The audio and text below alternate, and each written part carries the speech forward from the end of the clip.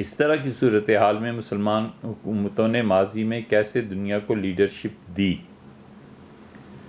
طب کے شعبے میں ہم کس طرح اس طرح دنیا کے گائیڈ تھے جس طرح آج مغرب اور خاص طور پر امریکہ ہے، جہاں دنیا بھر سے سائنسدانوں کو جمع کیا جاتا ہے اور نئی سے نئی چیز دنیا کے فائدے کے لیے ایجاد کی جاتی ہے۔ جس مقام پہ آج ہم کھڑے ہیں اس سے کچھ درجے اور نیچے دنیا کی دیگر اقوام کھڑی تھیں جب مسلمان عروج پہ تھے اور دنیا کو گائیڈ کر رہے تھے۔ اس وقت نہ سوچ پہ پابندی تھی، نہ فکر پہ پابندی تھی، اور نہ ہی لوگوں کو بات بات پہ ملحد اور دہریہ قرار دیا جاتا۔ بڑے لوگ تھے، پڑھے لکھے لوگ تھے۔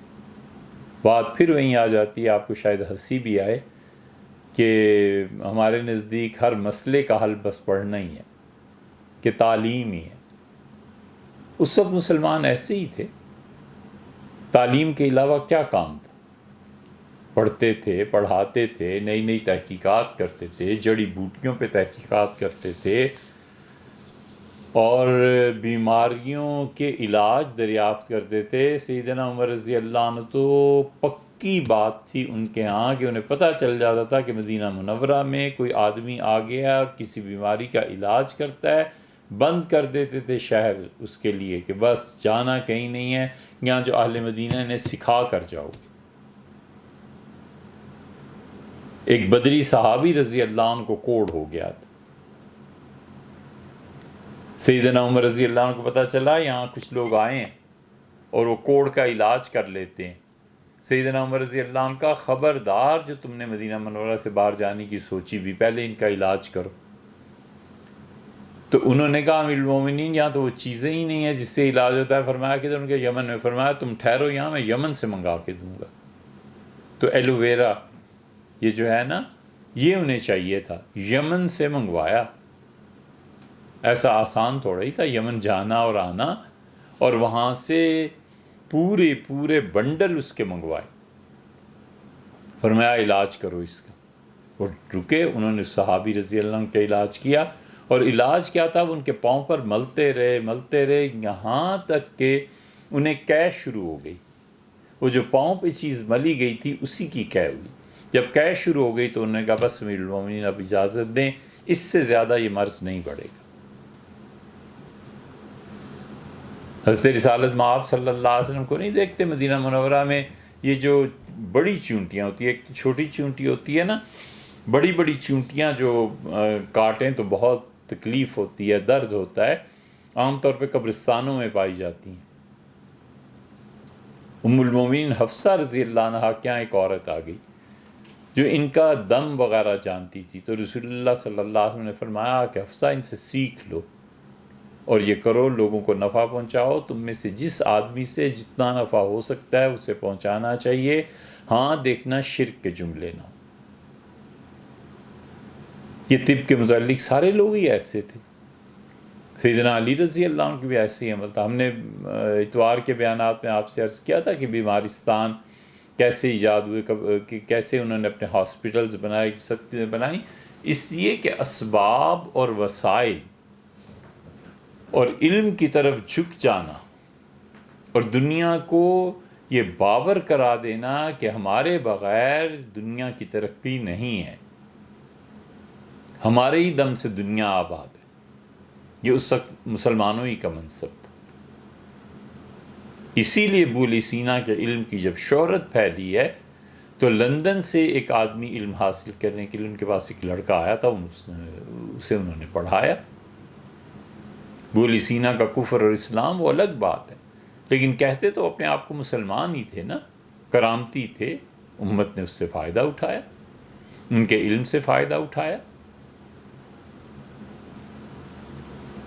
انڈیا نے جڑی بوٹیوں کے لیے مستقل ایک وزارت قائم کر دی ہے، اور اس وقت دنیا میں پہلے یا دوسرے نمبر پہ ہے جہاں سے علاج ہو رہا ہے۔ ہمارے ہاں کتنی جڑی بوٹیاں اور کیا کچھ چیزیں ہیں، کون ہے جو اس طب کی سرپرستی کرے اور ہمارے ہاں حکماء کو اجازت دے کہ وہ کام کریں؟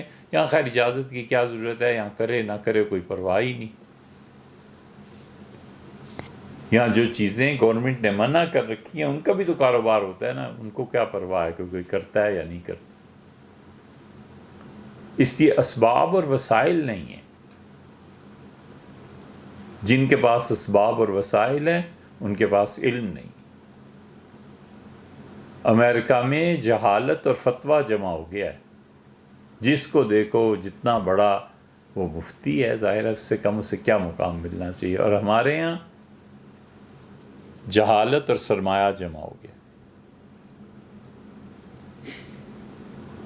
اس لیے ایسے ایسے بڑے لوگ ہم نے دیکھے، کراچی میں سیٹھ 2,000 آدمیوں کو ہر سال حج پہ بھجواتے ہیں، 2,000 آدمی، 1,000 آدمی گن کے۔ اس دوست نے کہا کہ ہم نے کبھی، مطلب اس لیے بتا رہا ہوں کہ اتنا قریب کا تعلق تھا، کسی دوست نے ساری باتیں کہ چلتے ہیں، ہم نے کہا اس میں نہیں جانا، اتنے قریبی لوگ، لیکن ہم حیران تھے کہ ان سے کون بات کرتا کہ 2,000 آدمیوں کو جو حج پہ بھجوا رہے ہو یار، اس کی بجائے کراچی میں ایک یونیورسٹی قائم کر دو، کراچی میں ایک طب کا ادارہ قائم کر دو، کچھ اور کام کرو۔ یہ کہتے تو ظاہر ہے کہ ہم کافر قرار پاتے، اسباب اور وسائل نہیں۔ آپ جس ماحول میں رہ رہے ہیں، معلوم نہیں آپ کے ہاں یہ سوال اٹھا ہے یا نہیں، لیکن یہ آپ کے بچے پوچھیں گے کبھی۔ ہم سے کئی ایک نے پوچھا، کہانی پوری بتا دیتے ہیں کہ اسلام نے مرد کی دیت 100 اونٹ مقرر کی ہے، اور آپ جانتے ہیں کہ عورت کی دیت 50 اونٹ ہے۔ اب جو ان احادیث کو پڑھتا ہے نا کہ رسول اللہ صلی اللہ علیہ وسلم نے اگر مرد قتل ہو جائے تو فرمایا 100 اونٹ ادا کرو، عورت قتل ہو جائے تو 50 اونٹ ادا کرو، وہ تو پاؤں سے زمین سے رکھ جاتی ہے کہ عورت کا خون مرد کے خون کے برابر نہیں ہے، عورت کی زندگی اور مرد کی زندگی برابر نہیں ہے۔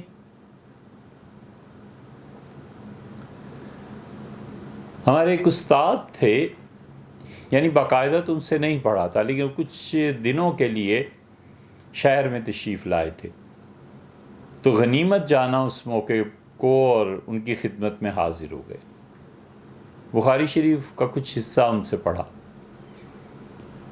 تو جب یہ بحث ایک مرتبہ آئی کہ عورت، اس کا خون آدھا، اس کی گواہی آدھی، اور اس کو وراثت میں بھی آدھا، تو یہ اسلام نے کیا کیا؟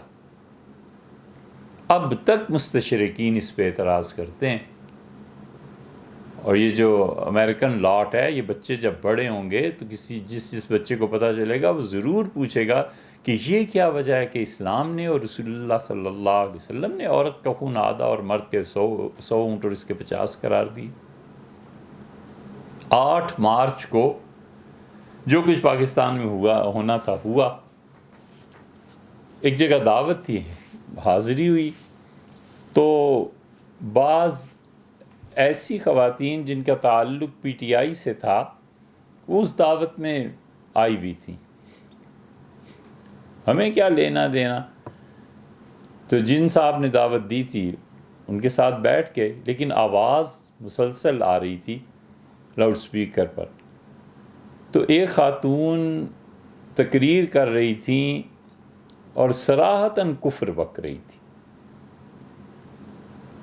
کہ ہمیں آزادی چاہیے، ہم نہیں مانتے اس مذہب کو۔ یہ آپ کی ہیلری کلنٹن نے بھی ایک مرتبہ کہا تھا کہ ہم دنیا میں ہر اس ہم دنیا میں ہر اس نظریے کو مٹانے کی کوشش کریں گے جو گواہی میں عورتوں کو گواہی میں 2 عورتوں کی گواہی 1 کے برابر مانتا ہے، اور جو وراثت میں بھی آدھا حق دیتا ہے۔ یہ ان کا بیان چھپا تھا۔ تو وہ خاتون دھڑلے سے تقریر کر رہی تھی، انہوں نے کہا ہم نہیں مانتے ایسے دین کو جس میں مرد کی گواہی ہے 1 اور عورتیں 2 اس کے برابر کی، اور وراثت۔ اور پھر اس نے کہا میں تمہیں ایک بات بتاؤں، تم میں سے بہت سی میری بہنوں نے نہیں سنی ہوگی، یہ اتنا خراب مذہب ہے، اتنا خراب مذہب ہے کہ یہ کہتا ہے کہ اگر مرد قتل ہو جائے تو 100 اونٹ ادا کرو اور عورت قتل ہو جائے تو 50 اونٹ ادا کرو۔ اس پہ تو پکار مچ گئی کہ ہیں واقعی اسلام نے یہ کہا ہے۔ تو ایک صاحب نے مجھ سے کہا، ان میں تھوڑی بہت غیرت تھی، ان کے یار حد ہو گئی، ہمیں نہیں پتا لیکن مفتی کچھ کرو یار اس کا۔ پھر انہوں نے اس عورت کو جا کر، ان کی زیادہ تعلق تھا ان سے، کہا تم بیٹھو، اور وہ آیا ہوا ہے تو اس سے بات کرتے ہیں، کہا بلائیں اسے، تو بڑے غصے میں تھی۔ تو عورتوں نے کہا جی چھوڑیں سب مسئلے کو، ہماری دیت، ہمارا خون 50 اونٹ اور مرد کا خون 100 اونٹ۔ میں نے کہا آپ سے صرف یہی بات مجھے کرنی ہے، اور آپ مہربانی کر کے اسے سنیں، اور اس کے بعد ہم نے جانا ہے۔ اللہ نہ کرے کہ ایک لفظ بھی ہم اس میں جھوٹ کے۔ ہم نے کہا دیکھو بی بی، یقیناً شریعت نے یہ مقرر کیا، صحیح بخاری میں، مسلم میں، وغیرہ وغیرہ کتابوں میں بہت جگہ یہ مباحث آئی ہیں۔ حضرت رسالت مآب صلی اللہ علیہ وسلم نے اللہ کے حکم سے مقرر کیا ہے، قانون اللہ کے حکم سے بناتے تھے۔ وہ جو اجتہاد کرتے تھے، اگر اجتہاد میں ان سے بھی کوئی لغزش ہو جاتی تھی تو اللہ وہی نازل کرتا تھا تاکہ کل کو قیامت تک یہ دین جاری رہنے والا ہے، کہیں نبی کی کوئی لغزش امت کے لیے سنت نہ بن جائے۔ اور مجھے کوئی شک و شبہ نہیں ہے کہ رسول اللہ صلی اللہ علیہ وسلم نے جو فرمایا ہے سچ فرمایا، کہ بی بی بڑا آسان مسئلہ ہے۔ ایک لمحے کے لیے فرض کر لیں کہ میری بیوی قتل ہو جائے تو اس کی دیت میں مجھے ملیں گے 50 اونٹ، میں مرد ہوں، اور اگر میں قتل کر دیا جاؤں تو میری بیوی کو میرے خون کے عوض میں ملیں گے 100 اونٹ۔ تو نفع عورت کا ہوا یا مرد کا ہوا؟ اس لیے کہ مرد کمانے کی صلاحیت رکھتا ہے، اسے 50 اونٹ مل گئے، یہ بھی غنیمت ہے، دے دیے۔ کہہ دیتے بالکل نہ دیتے تو کون کچھ کہہ سکتا تھا؟ تو فائدہ عورت کو ہوا نا، 100 اونٹ مل گئے نا، تو یہ کون سا ظلم ہے؟ ہمیں معلوم تھا کہ اب کیا ہونا ہے، اور وہی کچھ ہوا کہ کاٹو تو لہو نہیں، ایسی چپ اور خاموش۔ ہم نے کہا یہ بس ایک بات عرض کرنی ہے کہ اسلام کو سمجھنا ہو تو کسی استاد سے جا کر پڑھیے۔ بالکل گنگی ہو گئی ہیں۔ ہم نے کہا جی ہاں، اب اگر مرد احتجاج کریں اور عرض کریں، دعا کریں کہ یا اللہ ہمارا بھی کوئی خون کی قیمت ہونی چاہیے، تو پھر تو کوئی بات تھی۔ آپ کو کس بات پر اعتراض ہے؟ آپ کو تو 100 اونٹ مل رہے ہیں۔ اب ظاہر ہے اس کا کیا جواب بنتا؟ ان دونوں باتوں کا لنک یہ ہے کہ استاد جو تھے ہمارے، جنہوں نے بخاری شریف کا کچھ حصہ ہم نے ان سے پڑھا، انہوں نے یہ بات کہی تھی۔ وہ چونکہ توحید میں بہت سخت اور شدید تھے، اللہ کی وحدانیت گویا ان کے خون میں بالکل پیوست، خون میں یعنی شامل ہو گئی تھی، ان کی جسم کے ایک ایک ذرے میں خدا کی توحید پیوست، اللہ پہ بھروسہ، اللہ پہ اعتماد۔ اتنا بڑا آدمی، علم کا دھنی، اور ان جیسا علم کس انسان، بہت تھوڑے لوگوں کے پاس ایسا علم ہوتا تھا، اور ان کے کسی مذہبی مخالف نے ان کے خلاف پرچہ کٹا دیا، پنڈی جیل میں آ گئے، ملنے گئے، 10,000 روپے ان کی ضمانت تھی، کوئی نہیں دے سکا۔ ہم تو خیر کہاں سے دیتے، کوئی بھی نہیں دے سکا، حتیٰ کہ پنڈی جیل میں ان کا انتقال ہو گیا، جنازہ پڑھایا گیا۔ اسباب اور وسائل ہم دینداروں کے پاس اتنے تھوڑے ہیں، اور باتیں کرتے ہیں ایسی ایسی انٹرنیشنل لیول کی۔ کہ اس کے جواب کے لیے جو مفکرین چاہیے وہ کتنے تیار ہو رہے ہیں. اس لیے آپ نے جو فرمایا نا کہ کیا کرنا چاہیے، کرنا یہ چاہیے کہ آپ حضرات جو امریکہ میں ہیں اپنے ہاں ہی سے یار، انڈیا میں، پاکستان میں، بنگلہ دیش میں کہیں کوئی ایسا ٹاپ کا ادارہ بنائیے، محنت کر کے، جڑ کے، لگ کے، اسباب اور وسائل کو جمع کر کے، جہاں اہل فکر تیار ہو سکیں. ورنہ آپ کو شاید نظر نہیں آ رہا یا نظر ہم سے بہتر آ رہا ہوگا، احتمالات دونوں ہیں. یہ جو نئی نسلیں اب امریکہ، آسٹریلیا اور انگلینڈ وغیرہ میں ہماری پروان چڑھ رہی ہیں نا، انہوں نے اسلام کے متعلق بخیے ادھیڑ کے رکھ دینے ہیں. انہوں نے کہنا ہے یہ اعتراض، یہ اعتراض، یہ اعتراض. کون جوابات دے گا؟ جو ہمارے استاد تھے جنہوں نے یہ جواب سکھائے تھے، وہ 10,000 روپے نہیں دے سکے کہ ان کی ضمانت ہو جائے، وہ جیل میں انتقال ہو گئے. اللہ تعالیٰ ان کی مغفرت فرمائے. ان کی بہو ہمیں کہتی تھیں کہ اتنے پیسے کہاں سے آتے؟ اب دوسری طرف کو دیکھتے ہیں. امریکن پریزیڈنٹ نے بالکل ٹھیک کہا، اس معنی میں نہیں کہ اس سے ہمیں کوئی انٹرسٹ تھا، لیکن خوشی اس بات کی ہوئی کہ زندہ قوموں کے لیڈرز ایسے ہی بات کرتے ہیں. انہوں نے ایران کو تھریٹ کیا نا، انہوں نے کہا ہم نے امریکہ کے دفاع کے لیے اتنے خرب ڈالر خرچ کیے ہیں، اتنا پیسہ خرچ کیا ہے، امریکہ جانتا ہے اپنا دفاع کیسے کرنا. اس کا یہ پہلو کہ ایک زندہ قوم، ایک اس کے لیڈرز کھڑے ہو کے چیلنج کو قبول کرتے ہیں، یہی ہوتا ہے. اسامہ بن لادن پہ اس وقت حکومت جن کی تھی، آپ کے امریکن پریزیڈنٹ، یاد نہیں رہا ان کا نام،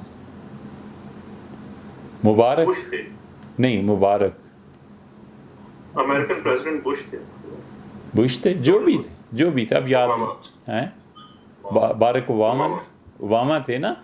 اوباما نے کہا کہ دنیا کو پتہ ہونا چاہیے کہ جو ہمارے دشمن ہیں ہم انہیں اس طرح لے آیا کرتے ہیں. یہ زندہ اقوام کی باتیں ہیں، ہمارے بھی ایسے ہی کرتے تھے.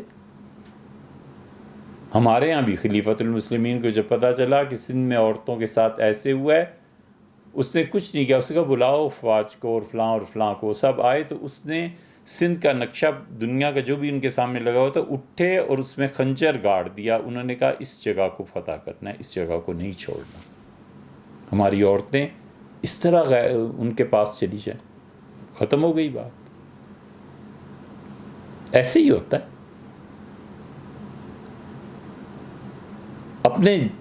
اپنے جسم میں جان پیدا کرے نا، دوسروں کا کیا رونا ہے؟ اگر کوئی ہمارے خلاف ہے اس کا حق بنتا ہے یار. دشمن نہیں ہوتے. دشمنی میں اپنا حق پورا کرنا ہوتا ہے، اپنا دفاع کرنا ہوتا ہے، اپنے نظریات کو پھیلانا ہوتا ہے. ہم کیسے کہیں کہ وہ ہمارا دشمن ہے اور یہ کر گیا؟ بھی آپ کیا کر رہے تھے؟ آپ اپنا بتائیں، آپ کہاں غافل تھے؟ اس دنیا سے نکل آنا چاہیے جس دنیا میں ہم مسلمان بس رہے ہیں، کہ اللہ کرے گا. کرامت اور معجزات کا ماننا اہل سنت کے شعائر میں سے ہے. ہمارا عقیدہ ہے معجزات کا انکار کفر تک لے جاتا ہے والعیاذ باللہ. لیکن اللہ کرے گا. اللہ تعالیٰ کیا کرے گا بھئی؟ اس نے صاف کہہ دیا ہے کہ جب تک تم لوگ اپنی حالت نہیں بدلو گے ہم نہیں بدلیں گے. اب ہر مسلمان منتظر ہے کہ صبح اٹھے، کمپیوٹر آن کرے تو پہلا میسج خدا کی طرف سے آیا ہوا ہو کہ بھیا اپنے آپ کو بدلنا مگر نام نہیں بدلیں گے. اس لیے جو آئندہ نسلیں آئیں گی نا، جتنا اور انہیں پڑھنے کا شوق ہوگا، وہ جب اسلام کو پڑھیں گی، ہسٹری کو پڑھیں گی، حدیث کو پڑھیں گی، تفسیر کو پڑھیں گی، تو وہاں وہ بخیے ادھیڑ دیں گے. وہ کہیں گے یہ دیکھو، یہ عورت کا خون آدھا ہے، مرد کا خون پورا ہے، یہ کیا دین ہے؟ یہ گواہی کا مسئلہ کیا ہے؟ یہ فلاں مسئلہ کیا ہے؟ فلاں مسئلہ کیا ہے؟ ممکن ہے بہت سے دوستوں نے آج سنا ہو کہ اسلام نے عورت کے خون کی قیمت 50 اونٹ مقرر کیا اور مرد کی 100 اونٹ مقرر کیا. ممکن ہے آج کسی نے سنا ہو.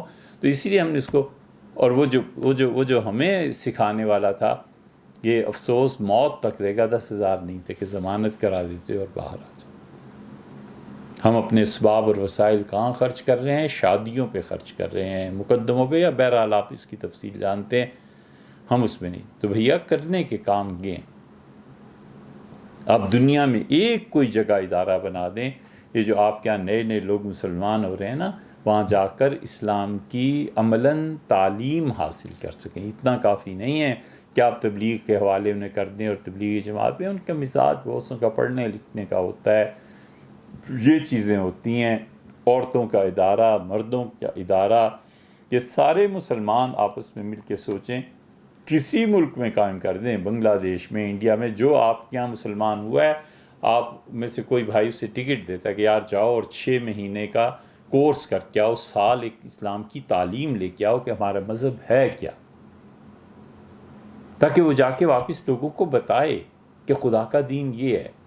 وہاں ٹیچرز ایسے تھے، وہاں رات کو اٹھنے والے ایسے تھے، خدا کے ساتھ تعلق ان کا ایسا تھا، ان میں اللہ کا خوف دیکھا، ان کی مناجات اللہ سے دیکھی، مانگنا دیکھا، ان کے آنسو دیکھے۔